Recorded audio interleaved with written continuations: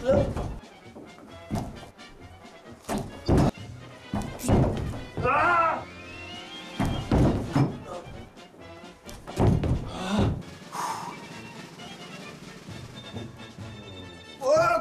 mais j'y arrivais tout à l'heure.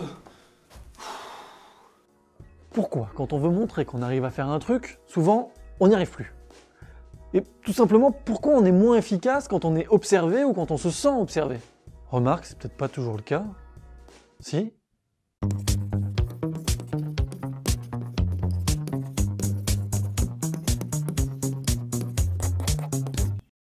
Bon, apparemment, un des premiers à s'intéresser à nos performances en présence des autres, c'est Norman Triplett, en 1898. Sauf que lui, il s'intéressait principalement à la coaction, quand plusieurs personnes font la même chose les unes à côté des autres, ce qui peut impliquer forcément une certaine forme de rivalité. Et le cas dont il se sert en premier, c'est le cyclisme. Il remarque, en faisant les petites stats sur les moyennes qu'il avait de l'époque, que les cyclistes sont en général plus rapides en mode course classique à plusieurs, plutôt que tout seul avec leur chrono. Il a voulu vérifier ça avec une petite expérience. Il a pris des moulinets, des gosses, et il les a fait mouliner. Soit tout seul, soit à deux qui moulinent en même temps. Et tadam, confirmation, on mouline mieux à deux. Enfin, du coup, notre performance bénéficie de la coaction d'autrui. Bon, c'est une expérience qui fait un petit peu débat pour sa rigueur, hein, mais bon, c'était le début de la méthodologie scientifique en psychosocial. C'est la plus citée, c'est celle sur laquelle vous allez tomber en premier si vous faites des recherches. Mais attention, on s'arrête pas là.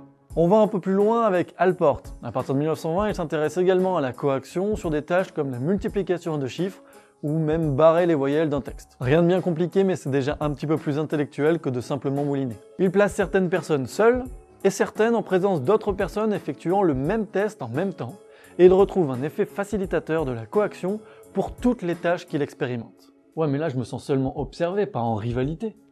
À moins qu'il n'y ait pas forcément besoin qu'on soit en coaction, et que seule la présence ou le sentiment d'être observé suffisent.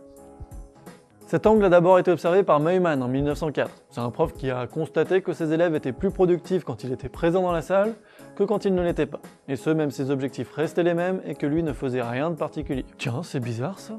Quand le prof se barre, ça change rien normalement? Si? Bon, et puis il a étudié le truc de façon musculaire et d'autres chercheurs ont aussi pris la relève entre 1920 et 1930 et confirment également que la présence des autres, pas forcément des profs, augmente nos performances. Et ça marche aussi bien physiquement qu'intellectuellement. La plus connue des expériences sur le sujet, c'est celle de Bergum Heller en 1963. Il teste la performance de militaires à un exercice de détection du signal sur une sorte de panneau lumineux, enfin un truc dans le genre. Soit ils sont tranquilles, pépouze, soit on leur dit qu'un supérieur passera les voir 4 fois brièvement sur les 2 heures que durera l'exercice. Ce qui est normal, c'est qu'avec le temps, la fatigue, tout ça, il y a perte de concentration et que la performance baisse. Normal. D'ailleurs, ceux qui sont sans surveillance descendent à seulement 30% de détection du signal. Donc, ils ont... Par contre, ceux qui ont reçu de la visite, eux, ils descendent pas en dessous de 71% de détection du signal. Ça fait beaucoup plus, ça fait plus du double. Enfin, on observe surtout que ceux qui ont eu de la visite augmentent leur performance même en dehors de ces visites. On a donc une augmentation globale de la performance, même si la surveillance est que très ponctuelle, et donc principalement imaginée ou anticipée. En réalité, une simple caméra, même si personne ne regarde l'enregistrement, modifie nos performances. Bon, ok, j'accepte. Mais alors, si la caméra est censée m'aider, je devrais y arriver.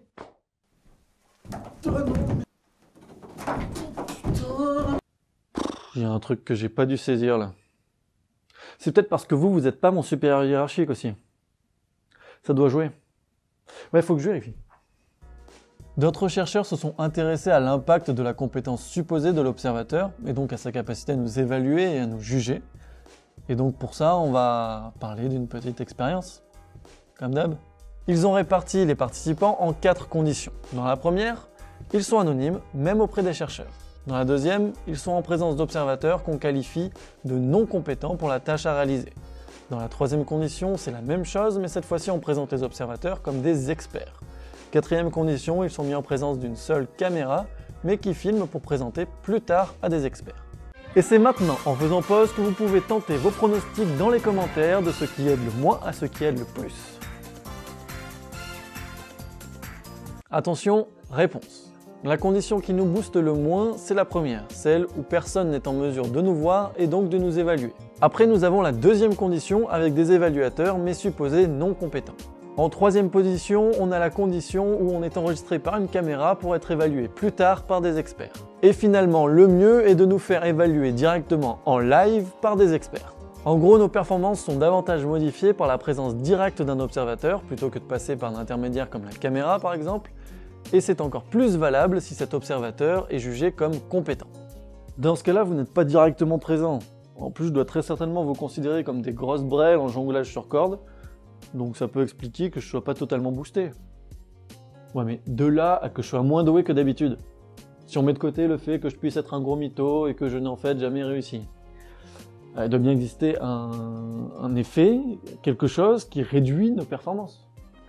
Apparemment, pour des tâches complexes, genre des maths, on va parfois plus vite, mais on commet aussi surtout plus d'erreurs. Ou encore pour des tâches nouvelles, genre apprendre des syllabes sans signification, on galère souvent plus en présence d'autres personnes. On a pas mal de recherches comme ça qui trouvent finalement des effets inhibiteurs. Ouais, faudrait savoir quoi, donc c'est finalement pas systématiquement un bon plan la présence d'autrui. Bon, apparemment, ce qui explique que parfois ça aide et d'autres fois non, c'est que parfois on est bon dans la tâche, et parfois on est mauvais. C'est aussi simple que ça. Concrètement, quand on est en présence d'une personne qui peut nous évaluer, ou d'une sorte de concurrent qui fait la même tâche que nous, notre motivation augmente, notre corps aussi se prépare, enfin bref, on est mis au taquet, mis en panique, mis un peu tout. Du coup, on va réfléchir, se décider et agir beaucoup plus rapidement. Sauf que l'autre prend une part de notre attention, forcément. S'il est compétent, on a peur d'être jugé. S'il fait la même chose, on veut s'y comparer. Et vu qu'on n'a pas une capacité d'attention illimitée, cette attention-là, on doit souvent la sacrifier sur d'autres points. Déjà que c'est pas facile de rester concentré moins de 10 minutes sur une vidéo. Après, si la tâche est hyper simple, genre mouliner, il n'y a pas 36 choses sur lesquelles se concentrer pour mouliner. Du coup, on profite à fond du gain de motivation pour se concentrer sur le simple fait de mouliner. Par contre, si la tâche est compliquée et qu'il faut se concentrer sur plein de mini-choses en même temps, c'est pas la même affaire. Et en fait, ça concerne un petit peu toutes les tâches où on est plus en phase d'apprentissage qu'en phase de pure performance. On va prendre un exemple tout à fait au hasard. Jongler en équilibre sur une corde. Bon là, toutes les micro-parties du corps sont sollicitées. Deux cas de figure. Soit tu t'es entraîné et tu maîtrises. Dans ce cas, tous les micro-mouvements un peu accessoires sur lesquels tu dois te concentrer quand t'es nul, là, ils sont automatisés. Tu les fais tranquille sans y penser. Et quand quelqu'un vient te perturber subtilement par sa présence d'une manière ou d'une autre, tu profites du fait de devoir te surconcentrer et de te motiver sur l'essentiel de ta tâche pour pouvoir l'améliorer. Par exemple, dans ce cas, si tu sais bien tenir en équilibre, tu peux te concentrer sur l'essentiel, le jonglage, parce que de toute façon, tous les micro-mouvements d'équilibre sont automatiques et donc suivront tout seuls. Et là, en présence des autres, tu fais mieux que d'habitude, ça s'appelle de la facilitation sociale. Ou alors, t'es nul. Et pas assez entraîné. Dans ce cas-là, c'est franchement un problème de ne pas pouvoir se concentrer sur tout en même temps. Et donc tu t'écrases. Encore plus que quand t'es seul. Et c'est ce qu'on appelle cette fois-ci de l'inhibition sociale. J'avoue, c'est pas trop ce que j'espérais trouver. Mais bon, au moins on a une explication. Bon, en cadeau, une petite expé bonus pour illustrer tout ça. Et pour celle-ci, des chercheurs annonçaient à leurs participants qu'il était nécessaire pour l'expérience que tout le monde soit habillé pareil.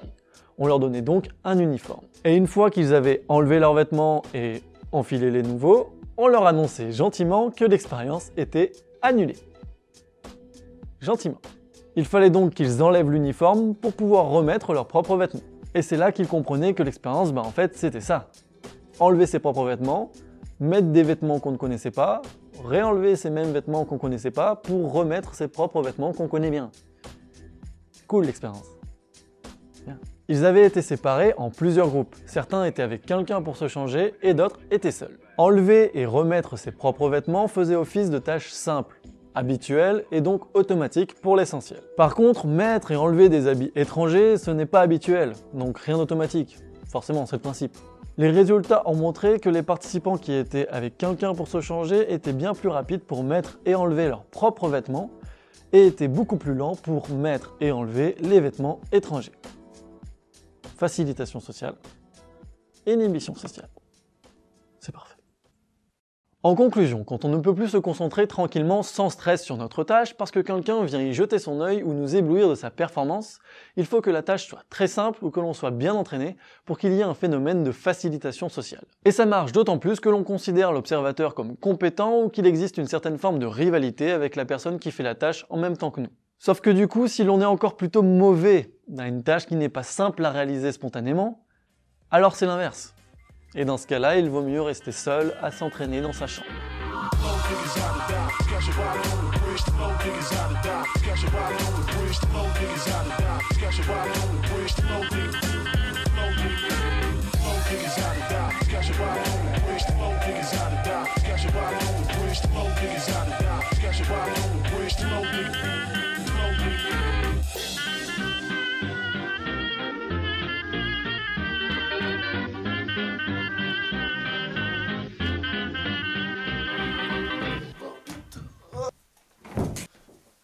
Putain.